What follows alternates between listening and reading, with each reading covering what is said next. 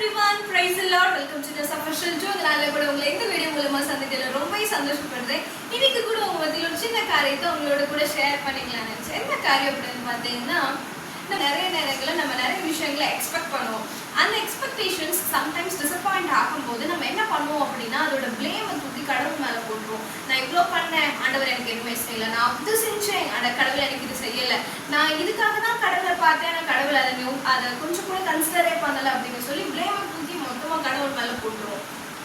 இதே போலதான் இஸ்ரவேல் ஜனங்கள் ஆண்டவரை நிறைய நேரத்துல அவங்க வனாந்திரத்துல இருக்கும்போது கோவப்படுத்தி பார்த்தாங்க. எனக்கு இந்த கடவுள் என்ன செஞ்சுட்டாரு, நாங்க எகிப்திலே இருந்தா அப்படி இருந்திருப்போமே, எகிப்திலே இருந்தா இப்படி இருந்திருப்போமே அப்படின்னு சொல்லி அவங்களுடைய அந்த பாஸ்ட ரொம்ப அழகா டிஸ்கிரைப் பண்ணியிருப்பாங்க.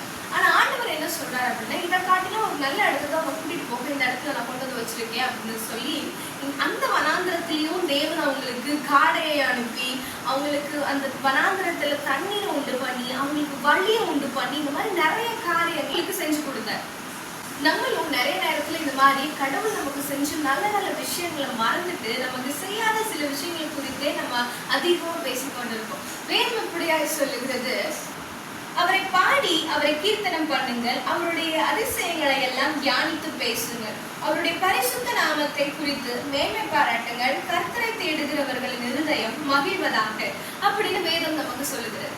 ஸோ நம்ம வாழ்க்கையில் தேவன் செய்த நன்மைகளை நம்ம அதிகமாக பாடுங்கள். அவருடைய மேன்மையை நம்ம பாடும்போது, அவரை நம்ம தேடும்போது நம்மளுடைய இருதயம் நிச்சயமாய் மகிழும். நான் எனக்கு அது இல்லை, எனக்கு இது இல்லை, நான் வாழ்க்கை இப்படி நடத்தலாம்னு நினைச்சேன், நான் கடவுளை என்னை இப்படி கொண்டு போய் விட்டுட்டாரு, நான் அப்படி இருக்கணும்னு நினைச்சேன், நான் இப்படிதான் எல்லாமே மாறி போச்சு அப்படின்னு சொல்லி நம்ம பிளேம் பண்றதை விட்டுட்டு கில்ட்டை தூக்கி கடவுள் மேல போடுறதை தாண்டி ஆண்டவர் எனக்காக செய்த நன்மையை நான் பாடுவேன் அப்படின்னு நீங்க இருக்கும் பொழுது நிச்சயம் உங்கள் வாழ்க்கையின் சூழ்நிலைகள் மாறும். உங்கள் இருதயம் கர்த்தரை தேடும் பொழுது அது கண்டிப்பாய் மகிழும்.